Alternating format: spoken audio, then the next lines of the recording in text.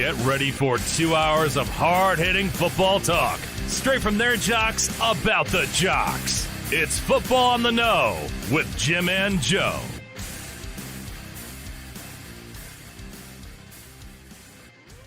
All right, what's going on, everybody? Welcome to another episode of Football on the Know. I am Jim McPhee, and alongside of me is Mr. Joe DeCapita. What's going on, Noodles? Welcome back for another edition of Football on the Know show. We are ready to go. And listen, I got something to tell you guys because our friends at SeatGeek.com, they have allowed us to share with you that they are the only source to buy tickets to anything that you're going to try to see. Favorite band, sports team, any venue, and so much more. Right now, you can get $20 off. That's right, $20 off your purchase when you spend $50 or more, just by entering promo code GOZ, G-O-Z. Visit SeatGeek.com to search for any event that you want. You can buy your tickets, and then make sure you use that promo code GOZ, G-O-Z. You get $20 off anything over $50 purchase. Save some money, enjoy the summer, have a blast. SeatGeek.com, and then make sure you enter that promo code. Yeah, absolutely. SeatGeek, we love it. Getting concert tickets all the time. Next week, we're going to go to a concert, Joe. We're super excited to see it. Bro. And now's the time, too. With the way COVID has been, everybody's able to go out now and see these bands and stuff. And I've noticed, too, now I think because of the break with COVID and them trying to get into the studio the best that they can to put out new music, they're not promoting the new album as much. They want to hit you hard with the greatest hits. But meanwhile, say, hey, we have a new album, by the way, check it out. And that's such a great experience because you get to go there, see all the best songs that you loved so much and everybody was trying to listen to while they were stuck in their houses for the whole time of COVID. So we're excited for that. And we love SeatGeek. And that just means football season's coming around. You got to get them football tickets, too, also on SeatGeek.com. Promo code GOZ. That's right. Training camps have started. They're starting to trickle in. Buddy. Rookies have reported. Veterans have reported for some teams today. I mean, it's getting exciting now. Now we're going to get into the heart of the offseason where training camp begins this month of August. We're going to see who can excel, who's going to end up declining, who's going to make the team, who isn't going to make the team. So a lot of exciting stuff happening for all 32 teams out there. And it's another chance to not only get better, but there's some hopes out there. Like for some teams that are still rebuilding, there's some teams that are on that. They're teetering between being good and being even better. You know what I mean? And try to maybe eclipse a divisional crown. So let's see what happens, what August brings for the teams in the NFL. But we're going to get to something really quick because something popped up today. And the Niners, listen, Jimmy G, we've been wondering for months now, like what's going to happen with this guy? Like, are the Niners going to make a decision? Are they going to keep him? Are they going to move on from him? Well, now we take a glimpse at what has happened today where the report has come out and said Jimmy G is able to seek a trade. Boom! That's right there. So now we finally get some concrete little piece of info that says this is what the Niners are going for now. Like when we had discussions before about Jimmy G, should Niners keep him? We thought maybe they should because is Trey Lance really ready? There's been some, weird reports coming out of Niners camp saying like, they're not really, they're not totally confident in him right just yet. He still needs some work to do. And we thought maybe Jimmy G stays, but here we go. If they're letting him go seek a trade, that means maybe they've made their decision. Maybe now they are prepared to move on from Trey Lance, and something that we thought might happen because Trey Lance was picked so high in the draft class, third overall, that you almost now you're married to him. Now you have to play him. You have to see what you have in him on the football field. It's time to move on. So here we go. We get some info now. Jimmy G's allowed to go seek a trade, and he just passed his physical, which is a big keynote in this whole situation. As now that he's passed his physical, now he is able to go seek a trade because, listen, no one's going to trade for an injured player. So, yes. But the big question now is because it's taken so long, because we're at this standpoint now of Jimmy G, you can go seek a trade, but who's going to want him at this point? Mm-hmm. What guys are available? What teams are really looking at quarterback now? Because we've seen Seattle make a trade, with the Broncos, with multiple players and bringing over the quarterback from the Broncos. I can't even remember. That's how relevant he is. Drew Lock. Yeah, Drew Lock. And they're maybe he becomes their starter or not. We'll wait and see. But that was a team that a lot of people thought Jimmy G might get traded to. Now it's like, well, they seem to be comfortable, I guess, with the quarterbacks that they have, but should they be? Probably not. And then we thought maybe the Browns, because with the looming suspension with Deshaun Watson, and they're going to need someone to lead that team if he's not there, maybe Jimmy G gets traded to Cleveland. But now a report came out today, too, as soon as this one did, right after it, is that the Browns are not interested at all. So, and they don't want to pay the money either. You know what I mean? What are you waiting for? So that's the crazy thing, is like all these scenarios where he could have possibly, all these teams that he possibly could have been traded to, even the Panthers that nailed down a trade to get Baker Mayfield from Cleveland. Now they're set. Yeah, all these things have fell right into place, and that's what's funny. Is because it's been so long, like you said, they were waiting for the time. This question has been looming since I think they were bumped out of the NFL season last year, and they were moving on. That's the question that first hit the 49ers. What are they going to do with Jimmy Garoppolo? We've heard that maybe he's going to be on the move. Maybe they were just waiting to make sure that he was going to pass a physical, so then they go and move on. And now that it has been this long, I mean, veterans are to report by the 26th here into camps for some teams. There's already teams right now veterans are reporting today. Absolutely. And so again, he would be behind the eight ball in trying to pick up somebody else's playbook here to try and jump on with some of these teams where there's other guys that have had a chance. Like you talked about the Denver Broncos and having Drew Lock already has been in-house and be able to try and consume the playbook here to move forward as the quarterback for the Seahawks. But also, I mean, they have another guy that's been there, Geno Smith, who already knows the playbook too. He's been with Seattle forever, and he's right now winning the starting job as far as I know with coaches, and we still have camp to go through and see what's going to happen. But if there are still rumors about possibly them being still interested in Jimmy Garoppolo then there could be something to that. So you want to take a look at some teams that might be interested. Like you said, the Cleveland Browns, they already made their move, and so did the Panthers. Panthers were in that conversation before, but they do bring in Baker Mayfield. So they're probably out. What other teams would you see that could have the interest there?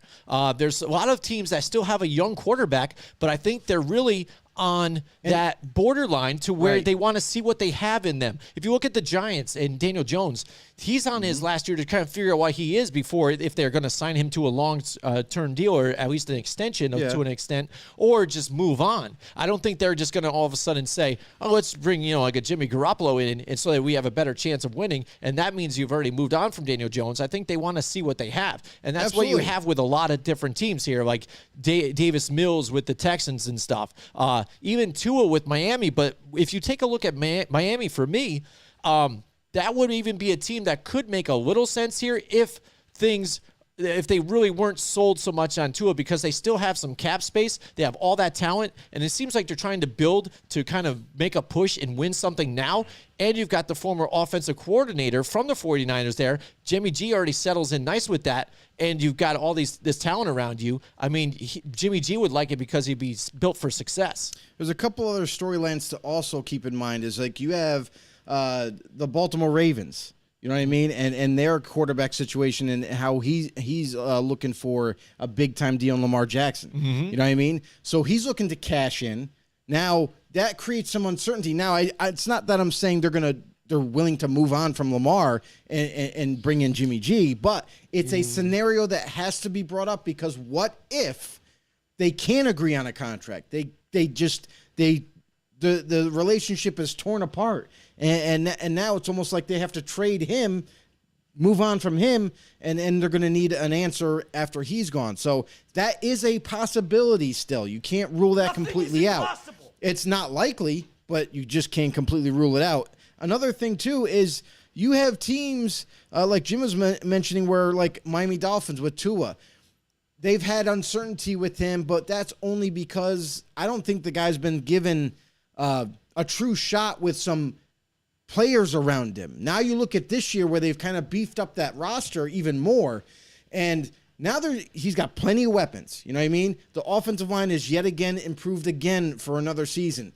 He's got running backs galore behind him. He's got Tyreek Hill that he's going to be able to utilize. So, and a new offense, a new coaching staff. So maybe this is the year that Tua actually takes a step forward and shows people and proves to people that he is the quarterback for the future. Now, if he isn't, if he can't get it done, if he doesn't do enough to secure that position, then maybe you do have to think about bringing in maybe a Jimmy G this year and just sitting behind Tua in case like an insurance policy. You know what I mean? But that also includes you need to extend Jimmy G. You need to sign him long term. Mm-hmm. So there's a lot of different scenarios. I mean, you even think about Minnesota Vikings. Mm-hmm. Kirk Cousins has been there all this time. He's made so much money. His agent's unbelievable, by the way.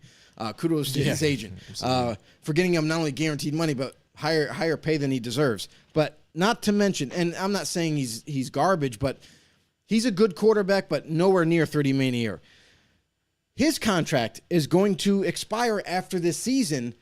So what does that mean for the Vikings' future? Now, is this a move that the Vikings could do? I think this is almost like a perfect fit for Jimmy G to go to Minnesota, where they already have weapons. They got a hell of a running back in Dalvin Cook, Justin Jefferson, Adam Thielen. I don't know how much longer he's going to play, but they have weapons. They have players where a guy like Jimmy G could be inserted and they still keep the ball rolling. They still are competitive. And who knows, maybe adding Jimmy G over Kirk Cousins, maybe that improves the offense. And they're able to get deeper into the season and have a winning record and maybe even competing for the division. The other thing, too, is what about the Atlanta Falcons? There's no set quarterback there. Like, I understand they drafted, you know what I mean, Desmond Ridder, but that doesn't mean Desmond Ridder is going to be the answer either. We all know right now that they're going to experiment with the quarterbacks that they have, and there's no guarantee, though. Don't be rude. So yeah, well, I mean, because of all all that, Mariota, it's like, why not go ahead and bring another quarterback in like Jimmy G, as long as it's on the cheap. If you don't have to give up, and I don't think anyone's going to have to, because one, you got to take on that contract right anyway. There, yeah. But if you're able to acquire him for low round pick, and you can eat that contract this year, and then maybe give it an extension where it's a little bit more cap friendly, then why not pull the trigger? Yeah, and I was thinking about that earlier today too. How about Atlanta? Because again, they decided to roll the dice, and they want to go in on a Marcus Mariota there to run that offense, which he should know it too because of Arthur Smith, being very familiar with one another. But again, when you look at talent levels, Jimmy G has been there. I mean, and this is the thing that you got to look at with his resume. And I think Colin Cowherd had brought up that, again, he's got to be one of the most underrated quarterbacks around there. But I think there's some reasoning to that just because, again, hasn't been really asked to do too much. And when he hasn't really produced a lot for him. If you take a look back at previous, like whether it be Super Bowls or high-pressure situations, that's where he hasn't really stood out and really shown that he is a true starting quarterback, franchise quarterback for people. That's why this question is always looming around Jimmy G. Not asked to pass a lot, only have a certain amount of passing yards during the playoffs, running the ball, having it. Deebo Samuel be almost like a crutch to him at times. So not being able to really take over this team, one, and being the guy has loomed over him. But if you want to look at Jimmy G and you look at his resume, he has been to the Super Bowl. He has been through multiple playoff games. So he does have the credentials, I guess, if you look at it as in his career, that can get you further than somebody like a Marcus Mariota, like you're talking about. Somebody like a Carson Wentz that we're even talking about here with the Washington the Commanders, right? I say I almost messed up their name. The Washington Commanders here. Right. And that's why we're even asking about Tua, somebody, again, who, looks to me like he can lead a team. I like him. He hasn't really given a fair shot, but if that team really feels like they are ready to win now, that's when you kind of should pull the trigger. As far as some of these other ones that aren't really ready to win, for me, it doesn't really make sense to bring in that guy that you're going to pay that contract to if you're not really looking to go anywhere. You know what I'm saying? Unless you were going to use him to kind of groom another quarterback that's there in the waiting. The only thing that I'll say about that is, like, quarterback is the most important position, right? We all know that. Yeah. However, if you don't have a quarterback, and even though your team isn't going anywhere, you need to start somewhere. So quarterback is the most important position. So why not bring a guy like Jimmy G to your team, and then you build around him? You know what I mean? And maybe it's a faster path to do it that way, because now that you have the quarterback already, and you just add some weapons here. I mean, you can find weapons. You can find offensive linemen. You can find defensive players to help this team, whatever team he goes to. So that might even fast track your team to becoming more competitive sooner rather than later. I mean, that's the only thing that I would say about that. But there's even a couple other teams that just came to mind that maybe nobody's even given it a thought. Is why not the Saints? Like, they have Andy Dalton, right? Mm-hmm. And they have Jameis Winston, but we know what those two quarterbacks are. Mm-hmm. And it's not saying, I'm not trying to slight them, but we also know what Jimmy G can do. Jimmy G has been to the Super Bowl before. Jimmy G has been in the playoffs. Jimmy G has had winning seasons and has done a fairly good job. So why not add some more competition to the most important position in football, to the Saints? May the best man win through training camp, and let's go Saints, marching into for this season, and who knows where they could end up. They got a really good defense. They have, now with Thomas coming back, as long as he can get right, get healthy, you got Jarvis Landry. You got a lot of weapons. You got Chris Olave from the draft. So there's a lot to like there. Not only a really good offensive line, it's a pretty impressive roster. They're just missing that leadership role at quarterback. It seems like a real Saints move, too. I mean, again, for somebody to fall to them like that, all of a sudden, again, it's one of those things that you don't really see them making a move, but when that guy like that pops up and they go get him, you're like, oh, man, they did it again. But the only problem with that scenario is that the Saints are one of those teams that are strapped a little bit for money. So they would have to work some restructured contracts and to create enough cap room to get them, but it's doable. We've seen them, we've seen them come back from $60 million over the cap this past offseason. Absolutely. That's what I mean. They've come a long way from being where they were and severely under. I think they've really made up a lot of ground on that whole thing. And one other team that I want to mention real quick, and I know nobody, and I mean nobody's thinking about this team, Tampa Bay Buccaneers. And I'll tell you why. Because Tom Brady's not playing. I highly doubt he's playing past this season. I really do. I think he'll finally retire after this year, regardless of where they end up. What's your future after this? Kyle Rask? He's not proven. Right. Like, yes, he has promise, but he's not guaranteed. Why not bring Jimmy G over, give him a 2 to 3 year, maybe even a 4-year contract extension, spread that cap out a little bit more. You're not going to have to pay a lot of money like Tom Brady, and you know what I mean? So bring in Jimmy G. Now, it's just insurance at this point. So after Brady retires, and who knows, what's to say this year Brady gets injured? Finally, in his whole career, maybe he gets injured, done for the year. And now you're like, oh, shit.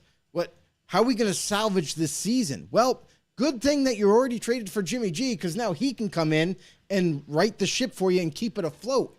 So instead of rushing the rookie out there and saying, hey, Rook, you got to get us into the playoffs, now you have a proven vet waiting in the wings, ready to go on the field and keep the offense rolling. So it's also insurance for the future. If Kyle Rask doesn't pan out, you still got Jimmy G. So just something to think about. We've got Jeremy Cluse in the house with us tonight, Joe. What's going on, Jeremy? All right. Welcome to the show. Welcome to the show. He says, what about the Seahawks? Do you think he could go there? Now, that's something that we've talked about, and it's almost like a broken record now. We've thought before Baker got traded, before a lot of the quarterback additions and signings, we thought Seattle might be a destination. Before that trade for Andrew Luck, we thought that, or Drew Lock, we thought that would be that's it. That's the move. That's what's going to happen. And it never happened. Instead, Drew Lock goes there and company, some Bronco players there as well, Noah Fant included. But So now that that's happened, that's transpired. Baker moved on, gets traded to the Panthers. Now, and Cleveland says they have no interest. Yeah. So the 3 teams that we thought were possibilities now are no longer possibilities. At least that's what's being reported.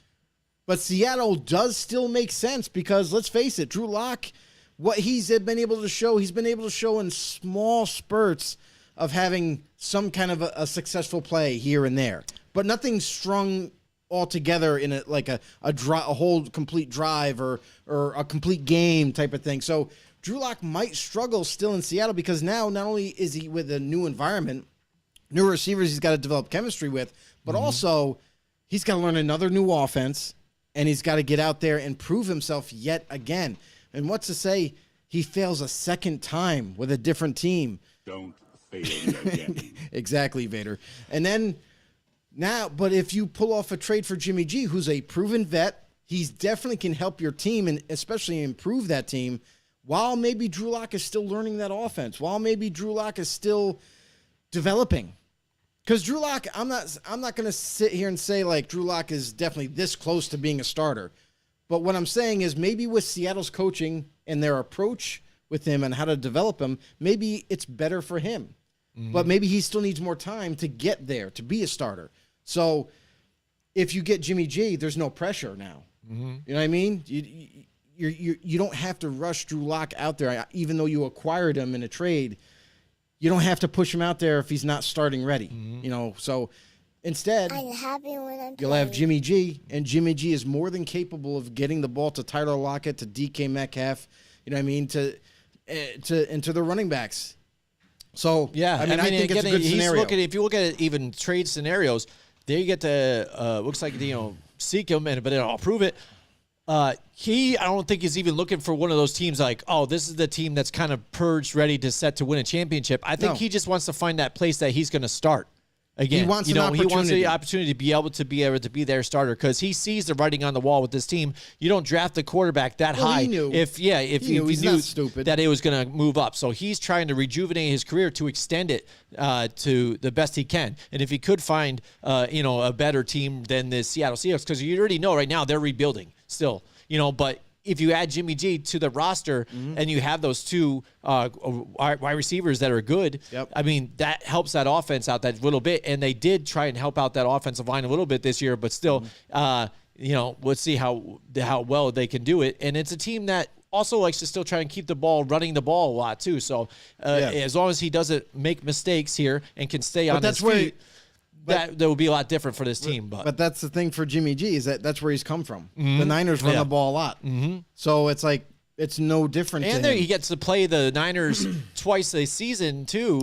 So I mean, you get the kind of the revenge game, and the TV channels are going to love that. Throughout the whole season. Yeah, I mean, and that's Jimmy G coming back. And that's the other thing too is like. Another team popped in my head too is like maybe the Steelers, but then I started to think about it. I'm like, that quick, well, they already have Mitch. Mitch is going to be there. Mitch Trubisky has already had some practices there. He's probably going to be their starter, and they know it. Like there's a reason why they acquired him in free agency because they have absolute belief that he could be their starter. You know what I mean? So. Is it possible? Yeah, it's still possible because they do need another quarterback for competition and what have you. But at the same time, it's like you got a young quarterback right now in Mitch. And I think he could develop to be their starter and be a good starter for them because they're not going to ask a whole lot from him as a quarterback. They're not going to ask him to be Big Ben. They're going to ask him to be a manager, run the offense, hand the ball off, you know what I mean, to Najee. So... And they're a running team. So, but I think with that whole scenario, I don't think they're going to pull off a trade like that. Houston Texans, like you mentioned earlier, that's another spot that possibly could happen.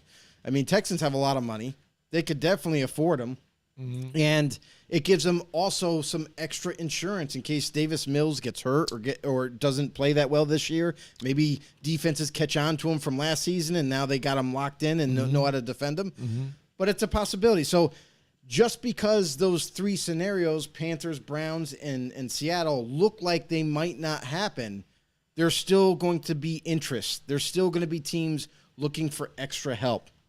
Yeah, absolutely. Absolutely. Philadelphia Eagles just popped in my head. Really? Because here's the deal. This is the year where he's got to prove himself. Yeah. Jalen Mills. Okay. Or Jalen Hurts? Jalen Hurts. Okay. He's got to prove himself this year because that's the whole circulating thing. The Eagles organization and front office even had questions on him last year. Right. So coming into this year, now that he has A.J. Brown, he has added weaponry to his arsenal, a really good offensive line in front of him. Mm-hmm. There's no more excuses. Right. This year, you have to take a step forward as a quarterback. So if Hurts tends to slip, tends to play down, and doesn't play up to his full potential, then this is also another move that the Eagles could have for insurance. Do it in there. Yeah. He's a veteran. He knows what he's doing, and that could work as well. Yeah, that might be All right, best for them too. Yeah, I mean, there's a lot of different scenarios. We'll see. This is just the first day we're finding out about everything here, so a lot of off-season or training camps to get going and see what happens, with the storylines and everything else that can keep coming out of camp. We're hearing a lot of different great things about a lot of players that we like as camps are rolling into some stuff. So we're super excited to keep track of that. If there's anything you guys want to talk about out there too, don't forget to light it up in the comments. Drop it in the comments. Absolutely. But first, I'm going to tell you guys a little bit about our friends at Mohawk Honda. That's right. Mohawk Honda at Freeman's Ridge Road. That's right. Mohawk Honda, where they go out of their way to please you, and their slogan is perfect because they seriously do. And they take care of not only the people that come in that want to buy a car.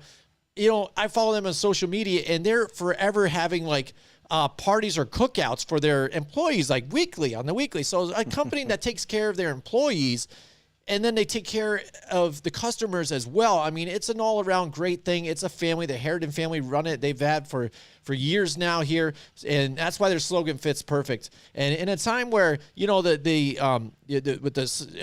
cars being tough to try and get right now, it is prime position right now to go bring your car in for a trade-in. You'll get ultimate value here with that Kelley Blue Book instant cash offer. It's still going on. You can go even on Kelley Blue Book's website, or just go to MohawkHonda.com, and you can put in all your information about your vehicle. They'll give you a price right there, they think it's worth right there, so you can even go and they'll sell it right there on the online right there. Just take it right there, or you can look at something else too while you're there to trade it in on a new ride, something that fits you now. You're looking to get rid of the old one. So check it out, MohawkHonda.com, or drive your way over to Freeman's Bridge Road there to Mohawk Honda, and they talk to my man Cam McKenna over there. You got Greg Johnson too, the general manager too, if you just want to go to him. Mohawk Honda, where they go out of their way to please you, and they'll put you in the ride that you want and you deserve. All right, Joe. Something also that came out this week, too, and we do this every year, so we're trying to roll into it. We're going to do just the wide receivers this time, but I think in the next couple episodes, we're going to bunch a few together. But Madden, everybody complains about their Madden ratings every season and stuff, too, and we always have a thing about John Madden, the video games, and how they do their rating system. And it's always been a thing that irks me. I have an issue with the 99 altogether. But a separate issue is that, again, how are you rating some of these guys at this, and then this guy is that, and they're really similar and whatever, and where are you getting this from? And then when you look at their end result of their rating, if you look at their attributes that you had rated them at, whether it be agility, catching, spin move, whatever, that still doesn't average out to this number that you have as a player altogether. So we, a few years back, decided to have this fun thing that we go back and we re-rate all of the players here in certain positions. So this week, that's right, yesterday or day before they came out with the wide receiver ratings. So let's take a look at the wide receiver list right here. And we've got Devontae Adams here in the 99 in the 99 club. Cooper Kupp, 98. Tyreek Hill, 97. Deandre Hopkins, even though he was injured all last year, 96. Stephon Diggs, I spelled his name wrong, it's 95. I didn't even finish Justin Jefferson, too. Look at that typo. How did I miss that one? How did that get past editing? Listen, Justin, we mean no disrespect. We didn't mean to call you Justin. There you go. 93, Mike Evans, 92. Keenan Allen, 91. Terry Mcclure, 91. And then Amari Cooper, now with the Cleveland Browns. a 90 to wrap out the top 10. And, a lot of different players have voiced their opinion. They do it over Twitter. They do it out there, social media, how upset they are about their rating. You hear it every year. Jamar Chase upset about what he was given, Joe, and he's not cracking the top 10, even though he was one of the best receivers last year, to be one of the teams that took it to the whole Super Bowl there to play for the representative as the AFC. Yep. So he didn't make it, and he was a little upset with that. But what we're going to do now is we're going to go through our re-ratings now. So what we did is we took all the stats that mattered to the wide receiver position, whether it be speed, catching, release, things like that, agility, any category where anything. It matters so for that position. So it ended up being a total of 19 different things, and this is going to be our re-rating for these top 10 players, but we also took a look at another 5 or 6 just to see if these guys make the cut now and if any of the top ones get bumped.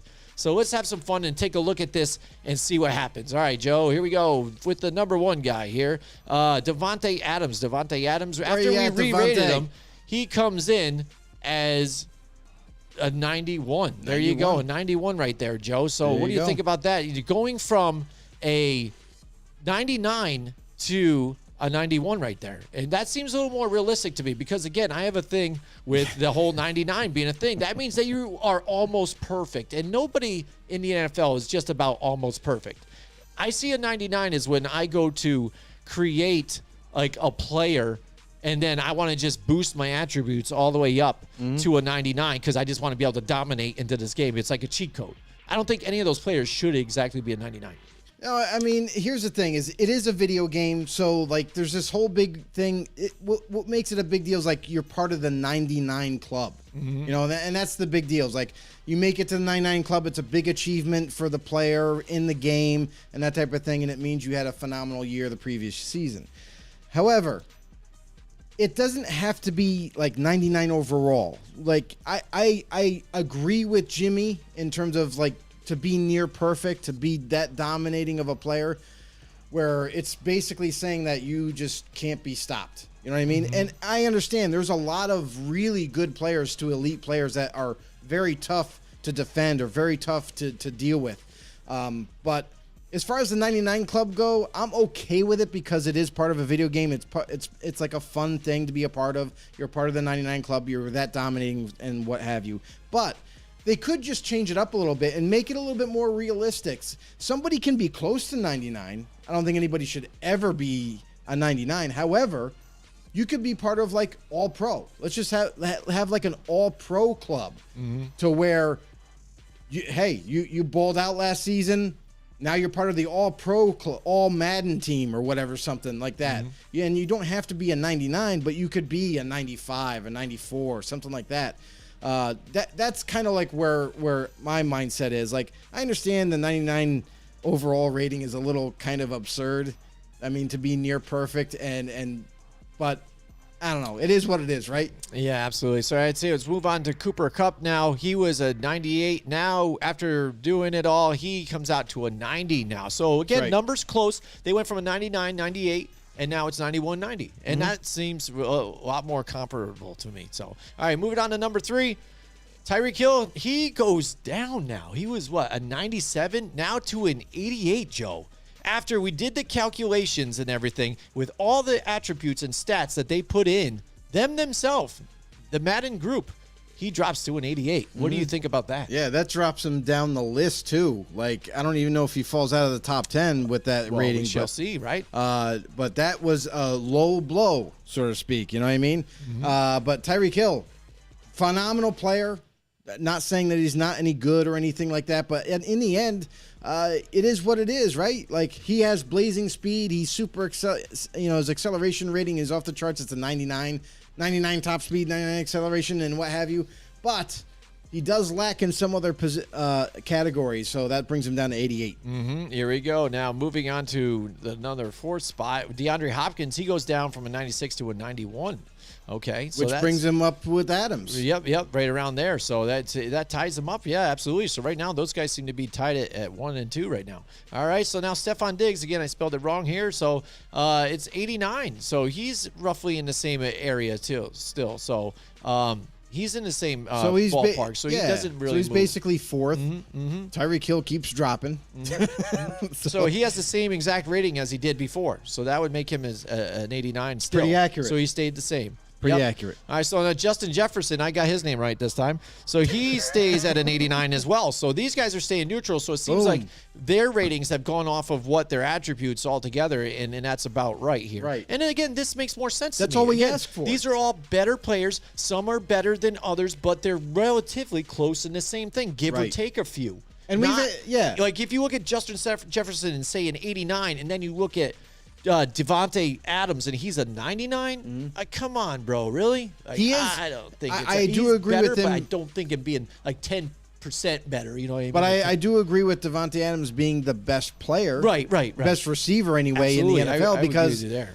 I mean, and you can have that argument all day. Like everybody has certain opinions on what kind of receiver makes the best receiver, and that's where you get the debates from. But in the end of it all, like, it seems to make sense the way we do the Madden ratings. I wish Madden would adopt that instead of having pointless categories like run blocking, pass blocking for a receiver. Why? They don't normally do that. So why is it in there?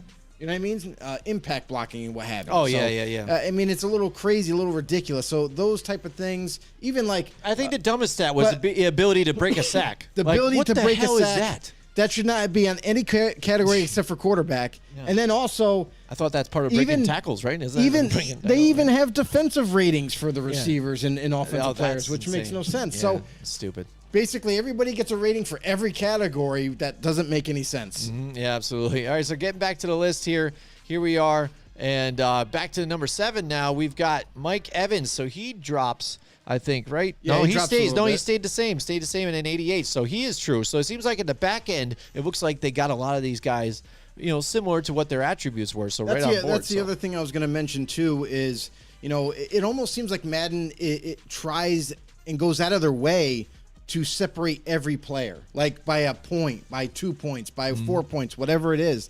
It's like they don't want a lot of people to be tied. You know what I mean? Right, Like, right, even though, like, a Hopkins and Devontae Adams and Justin Jefferson and Stephon Diggs, who all had phenomenal years, and Cooper Kupp, don't let me forget that, they all could be, like, a 91. Right. You know what I mean? Yeah. Like, if they all had such great seasons, like, why not reward them and they all can be a 93 or something like that? It almost seems like they don't want to get into that whole rigmarole of a debate happening. Well, like, I don't think I there should would be be better. that much even people upset about it. Even But I think maybe it would be my even thing is, much of a debate. It doesn't matter what you do. It does not. Even if we had all these guys at a 94 rating, the top 7, there's always going to be a debate. There's always going to be an argument over, well, I should be a point better than that guy because I'm faster, or I should be a point better because I'm more physical. Yeah. I have better hands. You know what I mean? So there's always going to be a debate, and that's what makes this fun, and that's why we bring it up every single season. Yeah, absolutely. But in the end, I just wish Madden would kind of come to the realization to reward players that deserve to be rewarded, because there's even players that aren't in the top 10, that maybe even 20th, that had a good year. You know what I mean? But they don't get rewarded for how good of a year they had just because they might not be a big name. Yeah, absolutely, absolutely. All right, so now moving on to the next players here. There you go. I fixed Diggs. Number 8, Keenan Allen. Now he goes down from a 91 to an 89, so he drops a little bit. Really there good too. player. Again, really good player. Pretty close. So I think you can't really complain about that either, as well. No. Especially when you look at this list. And now Terry Mcclure, and he drops pretty drastically, right? No, he stays the same, 87. He was in 87 before, making the top 10. Here, still an 87. And we can make our arguments before we get to the last player. we could make our arguments for what So he stays the same even what in the we list. think they should be rated. Because honestly, like Terry McLaurin, I thought with what he had to work with, everybody, he pretty much was the one player you could count on Washington all the time. Oh, yeah. Always around, always making plays, and I think he deserves a little bit higher of a rating like that. Maybe he should be an 89, not so much an 87. Yeah. And again, it's all depending, too, on what they decide, I guess, because we try to rationalize it and say, was it off of their performance from last year? Some might say with some players, yeah, but then other players are kind of like, dude, I don't get that because they didn't play. So, But that's the point. That's what they do. They it's all about the previous year, and then they take that into consideration into putting a rating for this new season. So I disagree with a lot of their opinions or ideas on a rating for certain players, even categories. I was laughing last night when we were putting all this together that there were some receivers that, like a Tyler Lockett, where they kind of did him dirty. They gave him like a 30-something rating for a stiff arm. I mean, come on. Any player in the NFL, they all work out. They're all, strong. They're all athletic. But you give him a 30-something rating for a stiff arm? Come on. I think he has a stronger stiff arm than that. You could have raised it up a little bit. But, like, stuff like that has happened with some players. And, like, Mike Evans was another one. Mike Evans, they absolutely dogged him in route running, which I think he is a really good route runner. And they had him in, like, the mid to low 80s on route running. So, certain things like that. all right, here we go. Let's take a look now at Amari Cooper here, see what his numbers were, and he's an 88. So there you go. The Okay. change, let's look at the list from the top. That's originally what it was. All right, so you're seeing the 1 through 10. Yep. Right there. There's your list. There's the new changes right here. Now, after we looked at the other 5 or so, or even 6, we gave another handful of shot that were on the cusp. They were on the outside looking in at this top 10 list. And we said, Jamar Chase, we'll give you a shot too, and see what you're looking at. Some of the players that were out of the top 10 here that were close. Samuel, DJ Moore, AJ Brown, Brandon Cooks, Jamar Chase, like we said, Tyler Lockett, Chris Godwin, DK Metcalf, guys like these guys, Michael Thomas, they're all on the outside looking in. Yeah. Now, after we did our calculations, you saw what the top 10 now came out to. Now we have a new top 10. Joe, maybe I'll do a drum roll here. How about this for the reveal? Do it. Drum roll for the top 10. And here it is, the new top 10 of Madden. I said Madden 21. Madden 23, top 10 wide receivers.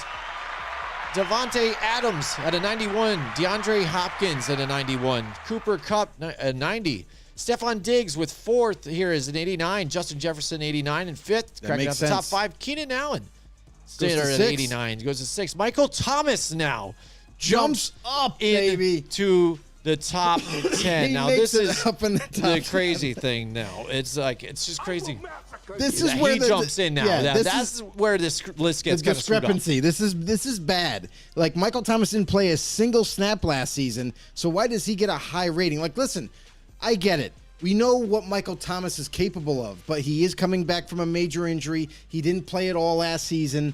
So if we're going off of what has transpired last season, maybe he should be lower than that. Maybe an 84, maybe something around there, like mid-80s, low 80s, something like that. Because honestly, he didn't even play. So how do you reward a guy to become one of the best, and now he's an 89? Yeah, absolutely. So looks back down on this list again, and we talk about players that were upset about not being in here too. Yeah, Michael Thomas, and right behind him now, Deebo Samuel moves right in here. So Yeah, he had a everybody's happy about that one now too.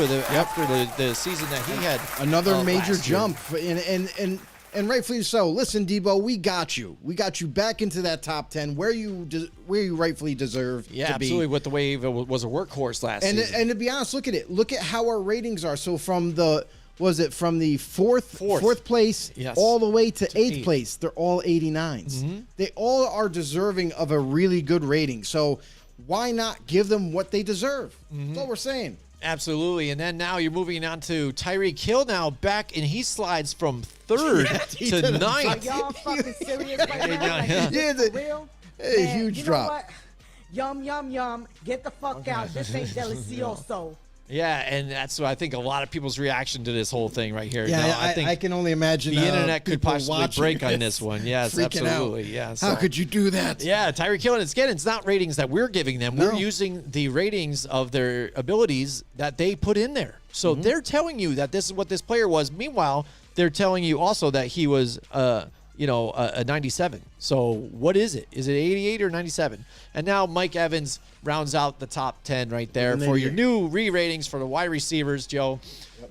We love it. We love it every time. Yeah, hashtag no one else. That's right. So whenever you guys have some more stuff you want to bring up, even topics like the Madden stuff. You guys like the Madden stuff, let us know if you want to hear more of that. And then other things you want to bring up too as well. Drop them in the comments quick, below. man. I mean, it was a lot of fun to do those lists and redo the list. And just so we're absolutely clear, we use the same numbers that are given from Madden in terms of their different categories and the ratings that they put down for every category. We would rate them. Yes. However, the categories that are useless, that don't mean anything for each position, we take those out. And that's where we come up with the new rating, that what it should be. So there's times when they kind of bolster up those numbers a little bit to make them a 99 or a 97 or what have you. But in the end, it shouldn't be that. It should be right kind of where they are, where we have them on our top 10 list. Yeah, absolutely. And tune in next week for yet another top 10 list. We're going to do a different position every week until we get through all of them. Excuse me.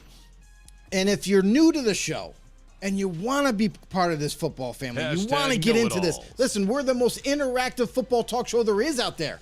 I swear to God, that's what we are. So listen, if you want to hop in, become part of this community, this great football, extremely smart community that we have surrounding us, all the support that we have, head over to YouTube, search us up, Football on the Know Show. Hit that subscribe button. Lock it in right there. Get the notification bell to let you guys know when we go live. You can also become a member, become a nodal on Facebook. The same deal. Just follow us, like our show, share the show to all your family members, friends, anybody that you know. Do the same thing on YouTube. Let's get this thing started. Let's get this thing going. And it only doesn't stop there. But we are also on anywhere you get your podcasts. That's it. Anywhere.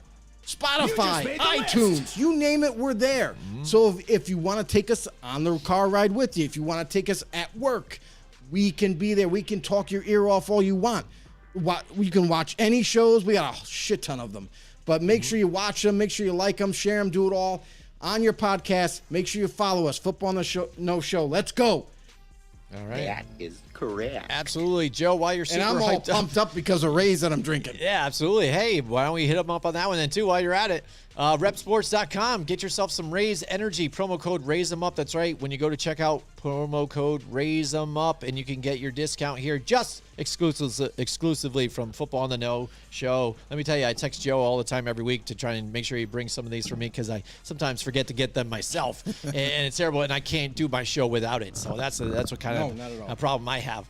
But you know what's another problem, Joe? Which just knock them all out again. We've got our friends here at Johnstone Supply who is trying to keep us cool this summer because it's crazy. We've had a lot of crappy summers, Joe, up in the upstate New York, but this summer so far is starting to be scorching. And tell everybody how they can stay cool in upstate New York here at Johnstone Supply. I tell you right now, today was a blistery one. It was hot. Man, and that humidity just drains you. You just want to die. I was at work, bro. I couldn't stop sweating. I was pouring like a waterfall, bro. Yeah, you do nothing crazy. Sweating. Oh, dude. You lean up against something, you get that wetness all on your back. Oh, it's Listen, Johnstone Supply is our dudes, our people. They're our everybody out there. Listen, summer is here. It's getting really freaking sticky. It's getting hot. If you want to stay cool this summer and all summer long, call Johnstone Supply in Troy. They're the people to ask questions. They're the people that can help you keep your apartment cool, keep your house cool, keep anything you want cool. Hell, they'll probably even put an air conditioner in your shed if you want to. But listen, yes, my master. They ask the team there as well about their high-efficiency central air conditioning systems and ductless mini splits. Listen, they got Goodman ones. They got Fujitsu ones. They even got Westinghouse. They're loaded. They're ready to sell them to you. They're ready to install them for you. They're all in stock and at great prices. Need someone to help you install that new system? Well, guess what? It's Johnstone Supply. That's what it is. In Troy, New York, can you help? They can help you there. Ask any questions. You want to give them a call. Listen, contact Tom, Kev, James, or Bird, and let them know, hey, I need help. What can I do to get cool, man? To stay cool all summer long, call Johnstone Supply in Troy, New York at 518-272-5922. That's 518-272-5922. Or visit them at 2600 6th Avenue in Troy, New York. You can also hit them up connecting online at johnstonesupply.com. Get a new AC system today. Yeah, absolutely. Stop giving up. Just do it. Get it. Go to Johnstone Supply. Absolutely, Joe. All right, so rounding out our show here, you said a mouthful, so now it's my turn. It's the AFC East. Biggest questions here, Joe. We do this again. We've been doing it for the past couple of years here, but we've been going through with the whole NFC. We've covered the North and the South now of the biggest questions now of the AFC. We're now in the AFC East. Right. Our region here, we are in the Northeast, so a lot of know-it-alls around here are probably super excited to light up the chat here and stuff about some of these teams here. So let's get this thing geared off right, start rocking and rolling here. We're going to talk about the Buffalo Bills first here, the team that had finished the first in this division. Poised again, a lot of people think, to come back and win the Super Bowl again, even though they were so close last year, close the year before, but happened to run into the buzzsaw of the Chiefs again and just fail in that crucial overtime loss. So now that's even changed some of the rules with the overtime again because the people are so upset about that loss. So the one question I have for the Buffalo Bills, that's got to be the biggest question for them this season, is with having the toughest schedule in the NFL, can the Bills make another push for the Super Bowl then? Everybody thinks they can, but if you look at their schedule, they face a lot of these good playoff teams, and it's going to be tough, especially when you see, yes, their new offensive coordinator has been their quarterback's coach for the past couple of years under Brian Daboll, but will it be a lot of the same still? What might change with this team? Yes, they had a really good defense. That offense was top 5 throughout the season last year.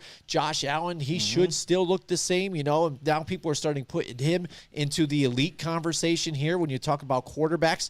He's definitely on the top list for fantasy. I think Matt Berry just put that out now. 5. So he's got top 5 for fantasy numbers now, especially with his running ability and being able to throw that deep ball and get you some big chunk yards. But again, facing this team, when it comes down to it, when they got to beat some of these tougher teams, and let me tell you, the AFC did not get any easier this year with the addition of Russell Wilson to the Broncos and things like that. And Deshaun Watson now with the Cleveland Browns. Yes, they might have been with the Texans before, another AFC team, but now with that Browns team that looks really close to, like, they want to make a push here, having Nick Chubb as a running back and Kareem Hunt still. I mean, there's a lot of pushback here with the Buffalo Bills and teams they really got to go through. And that's the thing, is it's always an uphill battle for any team, any given season. Whether you're rebuilding, whether you're on the cusp, or you're one of the elite teams. It's never easy. So for the Bills, this is going to be a different season. Like, they still have their players. They've upgraded wherever they felt they needed to upgrade. They got a better offensive line. They got Josh Allen obviously returning it, and they drafted a running back, so that's going to make their running back depth a little bit deeper. And the one thing too is, like, their defense. We know how good their defense is, and over the last couple of seasons they've managed to gain more talent on that side of the ball. So it doesn't seem like they're going anywhere in terms of being a disappointment or anything. But the one big thing that I think people don't really point their finger on is, just like Jim mentioned with Brian Daboll, he's gone. And he was their offensive guru. He was the one that worked extremely well with Josh Allen, worked well with this offense, creating plays and keeping defenses on their heels. Now he's gone, and there's going to be a little bit of a changeover now. And because of that, it makes you wonder as a Bills fan, like, how good or how sustainable is our offense from last year to this year? Because whenever you have a different offensive mind calling plays, that means it's going to be different no matter how you look at it. His the offensive coordinator, Ken Dorsey, is going to have a different mindset going into each week in a game plan. So than Brian Daboll. So there might be a little bit of a change. It's still going to be the same kind of offense run, but maybe in certain situations where Brian Daboll will call a run play, Ken Dorsey might call a pass play. So it's going to change the feel of the offense. It's going to be Ken Dorsey's offense, and whether he can be the next good offensive coordinator for them will remain to be seen. But at least he has all those players on the offensive side of the ball for him to call plays, because if he didn't have a Josh Allen at quarterback, if he didn't have like a Stephon Diggs at receiver, or or anybody that he could rely on to run the ball, it would be really hard. But since they have the nucleus of this team still together intact and the defense has gotten stronger with more talent, I think they're going to be just okay. I think they're going to be okay. It's going to be different to watch them. I feel like the first couple of weeks is going to tell us on how good this offense can be. And if it can come close to what it was last season, then I think they're still going to be okay. They're going to be right there in the hunt. Yeah, we'll see what happens, man. Because, again, these teams are getting better. And if you look into this division, these other teams that are in this division really making a push, too, to get that much better, to where a lot of people are taking a look at the Patriots and saying, what are you guys doing? You guys are falling behind, I mean, you guys were the cream of the crop in this division for so long.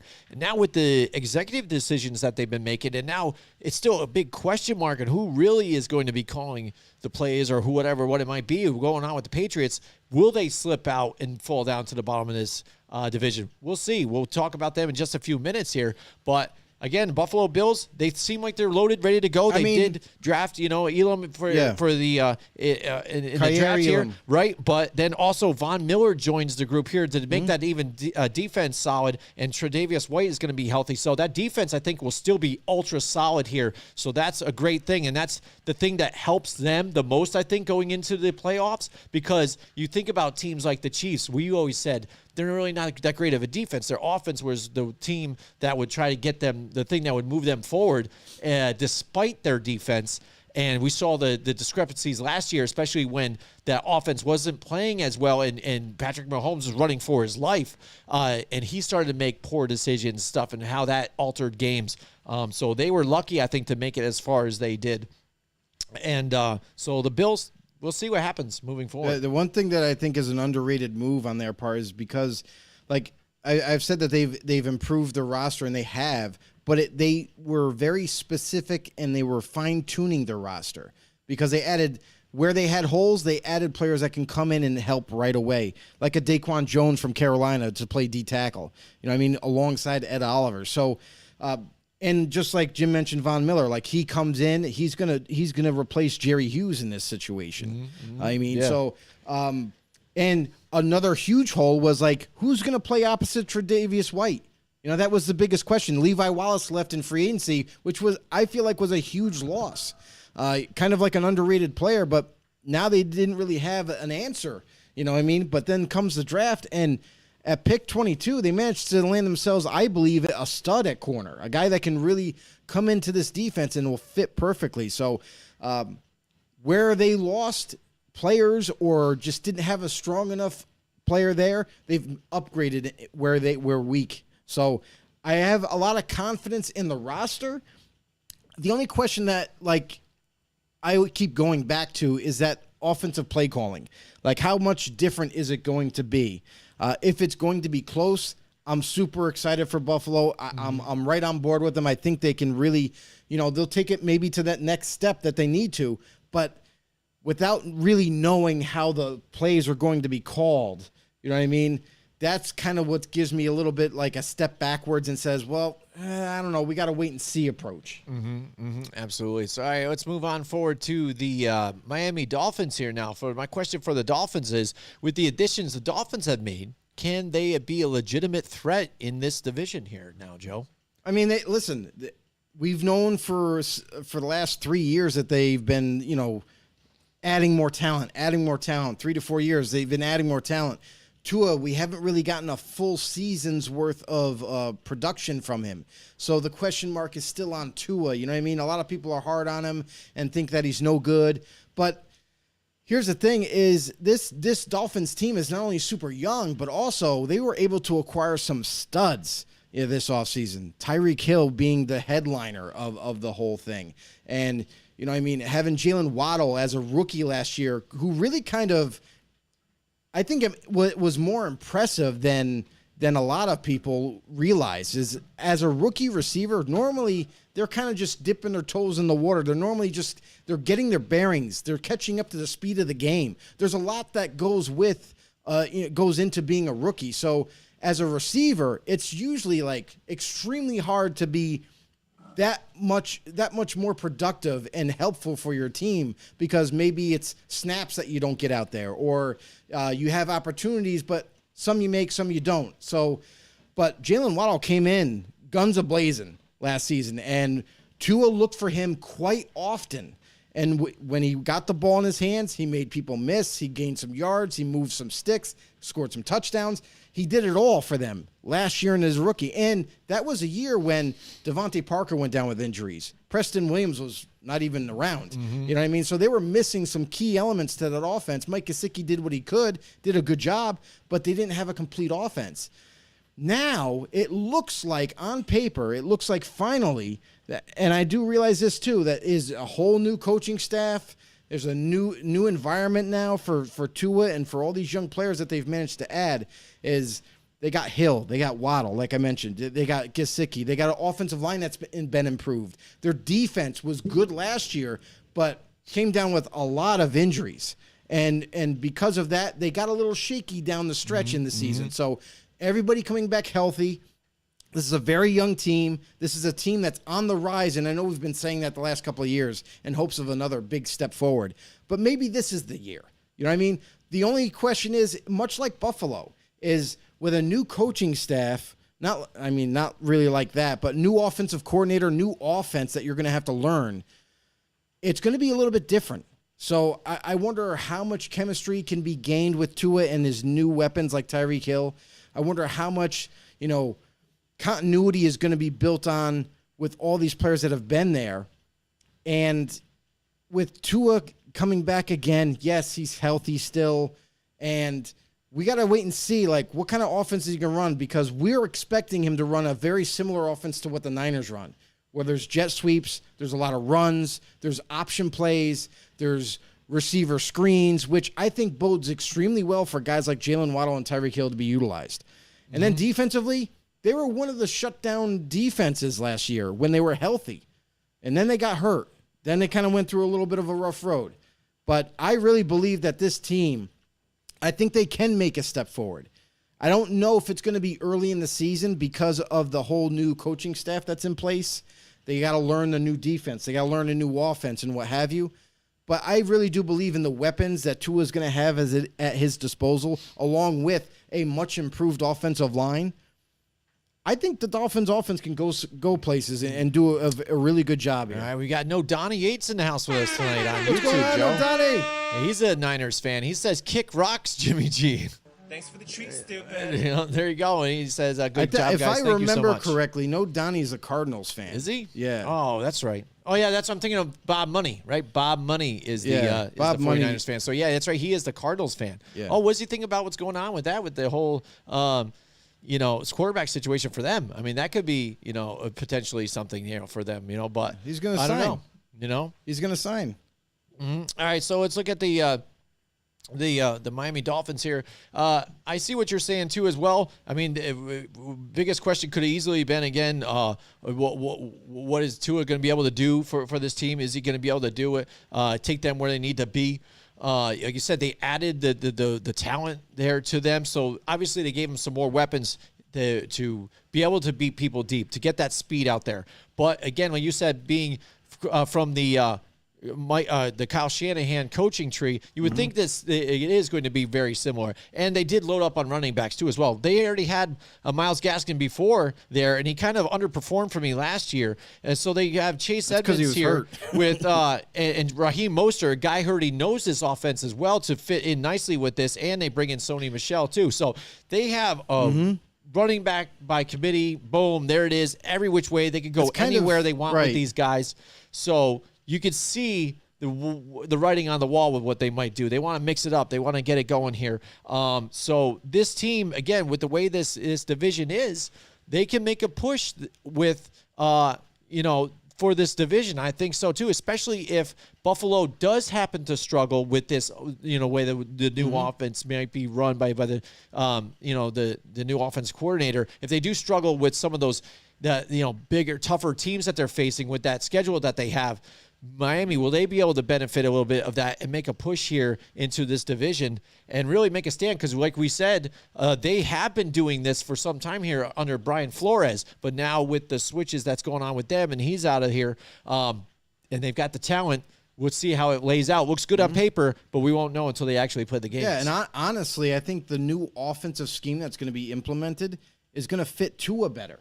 Yeah, it should alleviate pressure off. And that's the reason why they brought a guy like Tyreek Hill in a massive trade, is because Tyreek Hill, it has similarities for that offense where he's going to be part of that go-to figure for them, but it's not going to be just deep bombs because we all know Tua doesn't have the strongest arm.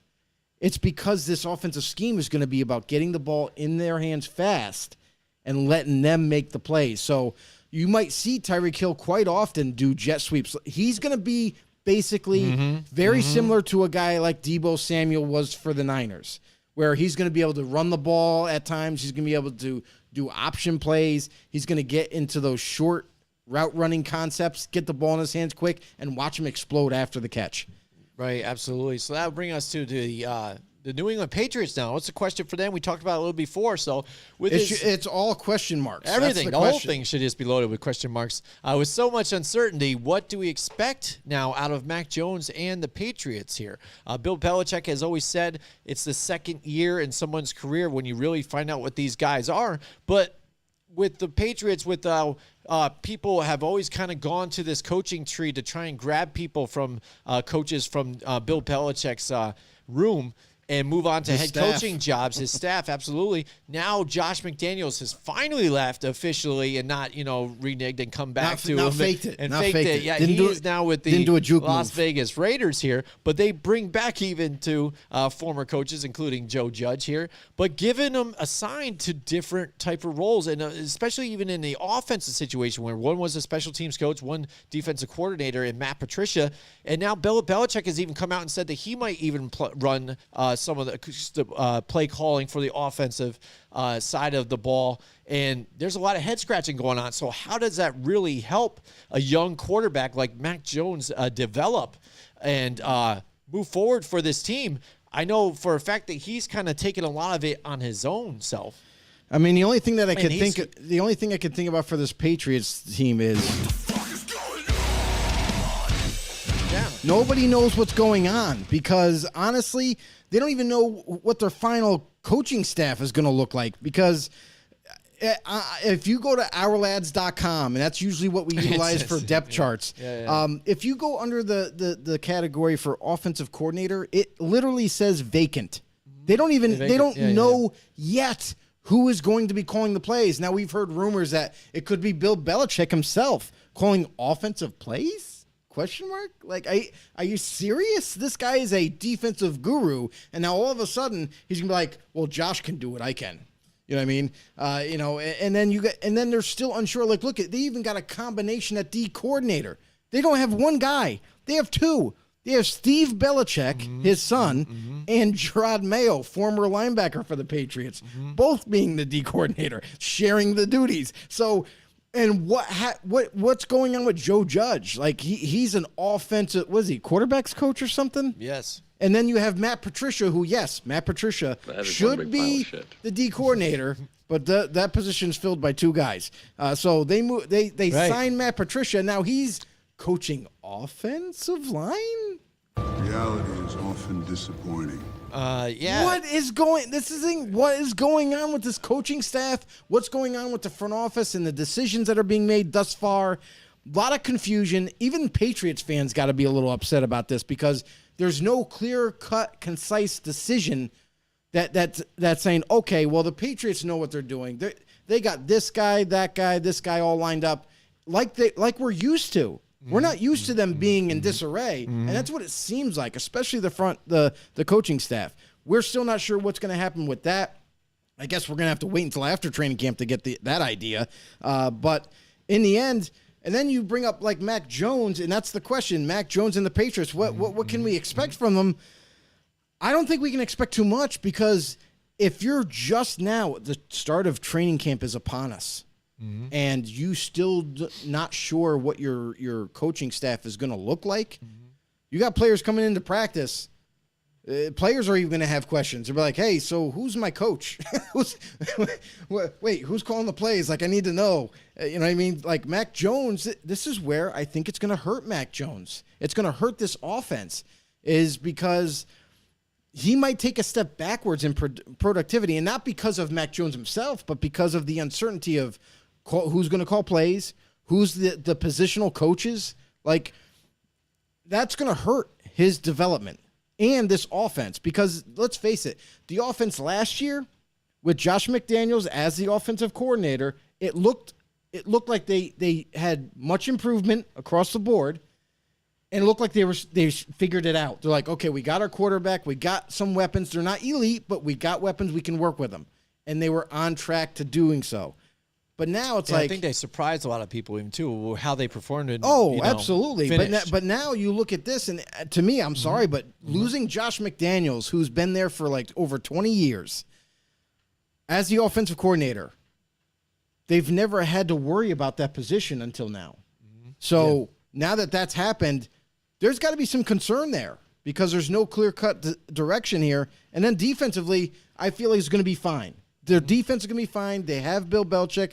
They got Bill Belichick's son and Gerard Mayo and however many guys are going to have coach this defense. But they should be okay. As a trend, though, this particular this season, there's a few different teams that have coordinator positions here now. So I'm wondering if that's a trend that people are trying to move to. That's a bad trend. And it's usually because of, again, you move on from a defensive coordinator, and they go on to a different team or whatever. So now they're like guys that have worked under them, still doing the same type of thing, but maybe I'll tell you right now, comprised of a few different people. They talk about it and work on it. Maybe one takes on maybe the linebackers or linemen more, and then some handle the secondary. That's the problem with this. You have two different minds trying to coach the same defense, but two different ways. Right. And it's going to come down to game planning too. They are going to try to work together, and this goes for anybody. Like we've seen it the season prior.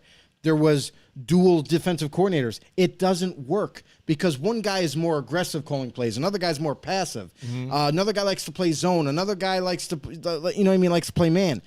And those ideas conflict with each other. And when even game planning, even if they all agree on, we're going to do this scheme, we're not going to really blitz much, all these other, opinions and ideas. Even when they come together like, I think the same way you do. When it comes to game planning, I don't want to do that play. I like this play better. There's going to be problems and discrepancies between both.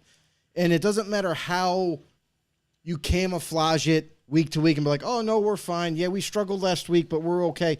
It's going to become a problem the further you go into the season. If you don't have a clear-cut D coordinator, it's not a recipe for success. And even with this situation, it could be Steve Belichick knows the X's and O's.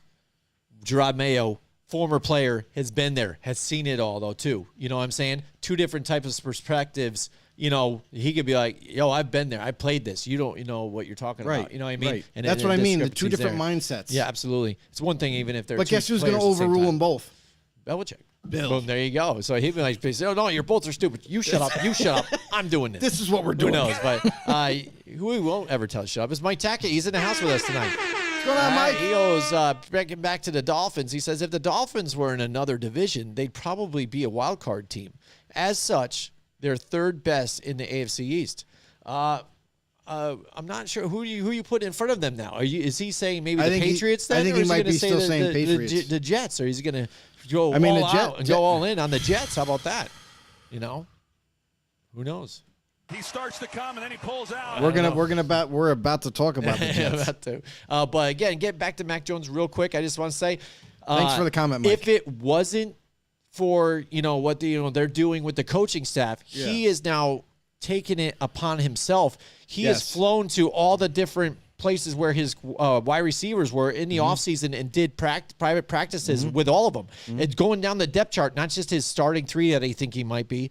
He's already knows, Jacoby Myers and such, but, Devontae Parker added on to this. So he's trying to get chemistry with whoever he can here on this team, just so if they happen to be in the field together and playing, that they are all on the same page and making it work. So at least that's the one good thing about this team that you're seeing for him, as having a good head on his shoulders and him wanting to get better himself. Forget what the coaches might be saying to him. He's trying to handle it himself. But we'll see. It could be. Are we going to see the beginning of the down years or the bad years? The dark ages for the Patriots. Yeah, it's gonna be predicated on this offense. Yeah, I'm pretty darn sure. Nothing really that drastic is going to change on defense. Bill really runs that defense. It's almost like, let me put it this way. Well, that's why the question's got to be offense, right? Yeah, that's it. I mean, because you look at the Chiefs head coach, right? And his relationship with Eric Bieniemy, the offensive coordinator.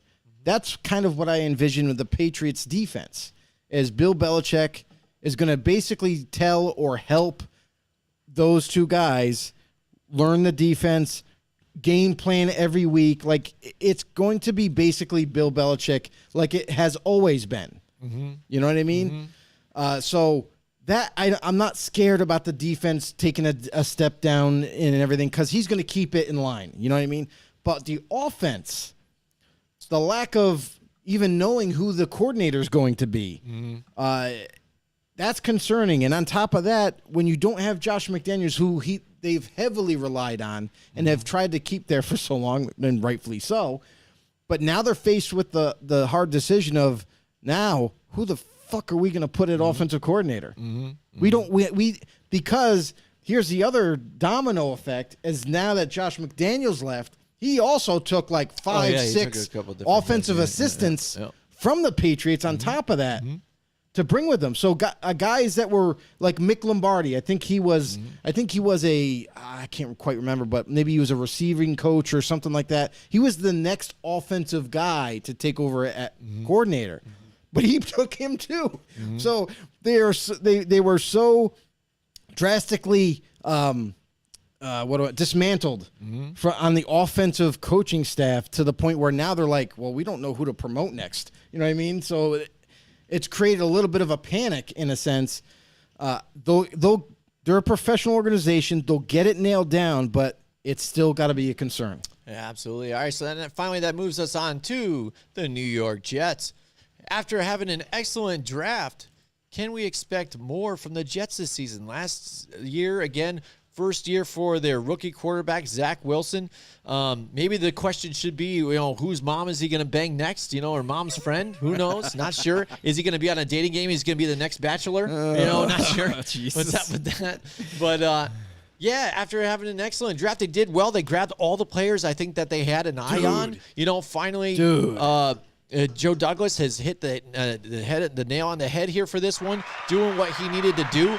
And Robert Saleh, again, coming back for another year. And now he's got the guys in place on defense. A guy like Sauce Gardner here, too, again, who's only he gave up one completion, I think, for 13 yards in his whole career. He gave up no touchdowns. No touchdowns, too. Yeah. So, I mean, elite there. And then also on the offensive side, get some weapons. So, you would think that now you would see improvement. You saw it at times last year, even though they didn't have a great record, they were able to compete with a lot of these different teams. I think they even beat the Bengals last year, and Bengals went all the way to the Super Bowl. So they competed hard still, and now to see them now this year, second year with this regime, and now Zach Wilson hopefully can get better, but having better weapons around him too as well. It's interesting to see what they could do with this team. Yeah, I mean, this team, like, listen, if you're a Jets fan, and I know we said this last year kind of a little bit, we're like, they are rebuilding, but we did really like some of the pieces that they brought in last year. And everyone's like, yeah, but I don't know. And listen, they had a little bit of a disappointing year in terms of, listen, Zach Wilson went down with an injury, didn't play half the year, came back late, I think the last 2 games or 3 games, and played pretty well, you know? So there, you got some success out of your quarterback down the stretch.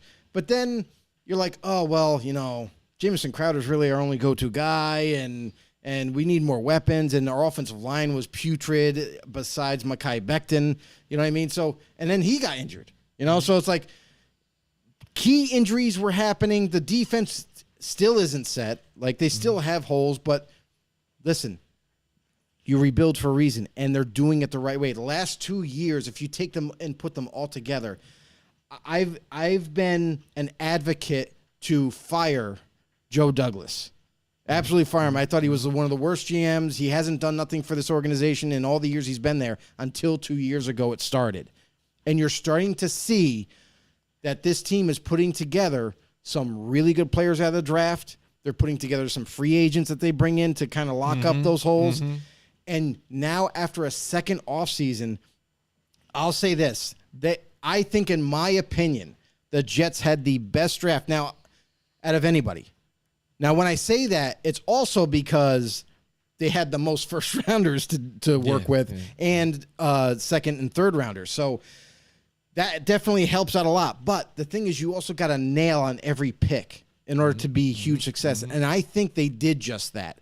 They managed to draft, in my opinion, the number 1 receiver coming out in Garrett Wilson.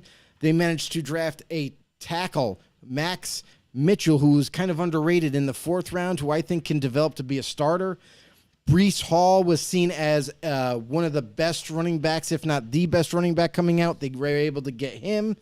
They also, on the defensive side, like Jim mentioned, Sauce Gardner, shutdown corner. Something they desperately need is corners. They get him. They also get, who I cannot believe was there at 22, but Jermaine Johnson, a big-time pass rush threat to put him on the DN spot up opposite Carl Lawson, who, if you remember, didn't play all year last year. So he's coming back for them. He played for the Bengals, I think, but he got hurt. But then you pair that up with some key free agents they bring in, like a John Franklin Myers, who this dude is going to be untapped potential galore. He's going to be good for them. You have Jordan Whitehead, who they bring over from Tampa Bay at safety. That's a huge addition. LaMarcus Joyner is going to play free safety finally, since he's had his, experiment at cornerback for last couple of years. But he's coming back to play free safety, which I think is a good fit for them. And then you take all those young players and you combine them from the draft stock that you had last year and all put together along with some free agent additions. You look at this offense and you're like, well, they got Connor McGovern to play center. You know what I mean? They got Laken Tomlinson. There's another addition. Mekhi Becton, Elijah Vera Tucker, who they drafted. This team is starting to look like a solid team up and down. They're still filling holes that they need. And Corey Davis had a pretty good year for them last year at receiver. Elijah Moore ascended in his rookie year and played really well for them. So there's a lot to like with this team, and a lot of growth is going to take place. So the Jets, I am actually kind of really high on this season. As long as they put it all together and stay healthy, I think that they could actually take this team to not be the bottom of the barrel in the division anymore. I think they might be able to get third and maybe second, believe it or not, if they can manage to beat the Dolphins up a little bit. Because I feel like the Jets and the Dolphins are almost in the same, they're in the same, pathway. They have talent, but they don't have all the experience yet. They have some holes still, but they're still making it work. It's quite possible that the Jets could really turn it around to the point where quite maybe, they could beat out the Dolphins for second place. Yeah, and the major thing is getting this offense. What's it going to look like? They put the weapons around Zach Wilson, so all the pressure's got to be on him again, how well he can perform. That's the thing. His development. It's less pressure because Mike Mclure can do it for him. You now finally have more weapons.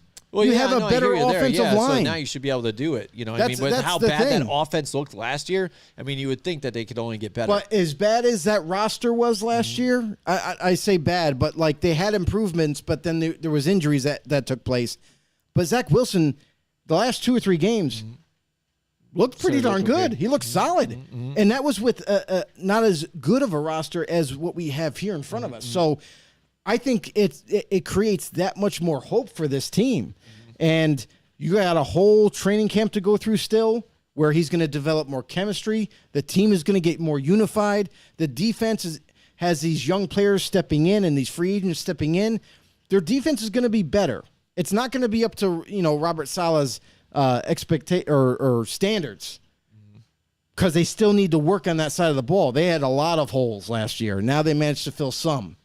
But that's still going to be a continuing thing that they got to build upon. But I really do think that the defense will be better. The offense is going to be even better. And I think that's going to lead to a lot more wins for this team. Oh, Joe. We've got breaking news, Joe. Breaking news. From our man. Mike Tackett, what's going on? Mike Tackett. Here it is. Tom Brady has a new tight end in Tampa. Former Vikings and Giants veteran Kyle Rudolph is signing a 1-year contract with the Tampa Bay Buccaneers per source. Good for Kyle. Wow. Mike, thanks for the news break. You got it. He's always on top of it. You are our sideline reporter and always on top of it. But here's the thing is listen, I'm not really excited about it. Kyle Rudolph, listen, he's injury prone. He played with the Giants. He got nicked up with the Giants. I don't think this guy's got much to offer. Yeah, exactly. It's like they signed another veteran again. They got. So what? I don't think. If you look at it because they do have Tom Brady, he likes to spread the ball around. Yeah. He could potentially get some touches he here. Could. Yeah, for sure. I don't think it's an impact move for this team. But I think that more of an impact tight end for them is Cameron Brate, who's already there. Right. Who has even been able to perform for them when they had Jameis Winston.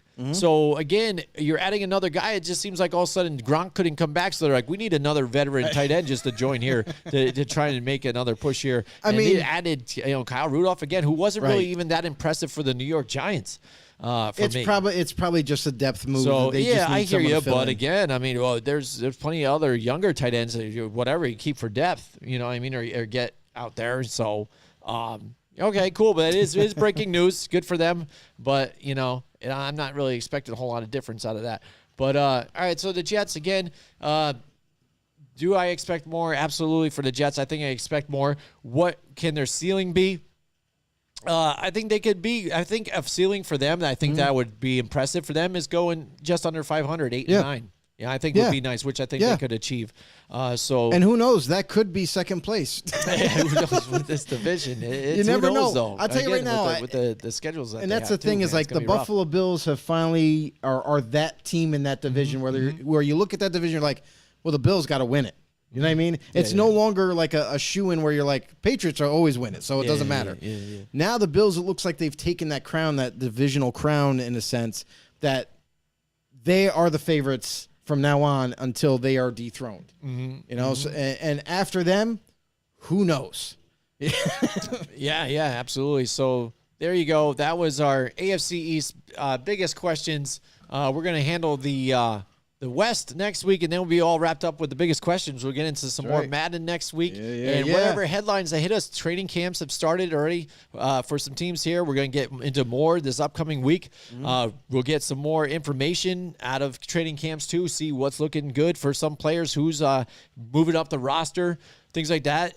In the upcoming season together as a whole, we're going to get some more interviews out for you guys. We have some new shows that we're going to be debuting in August, too, as well, so sit tight for that stuff. So a lot of new updated content for everybody out there, for all you know-it-alls out there, and we're expanding as we go further into this next year. So we're super excited about the new stuff we got in the works, and I hope you guys are, too.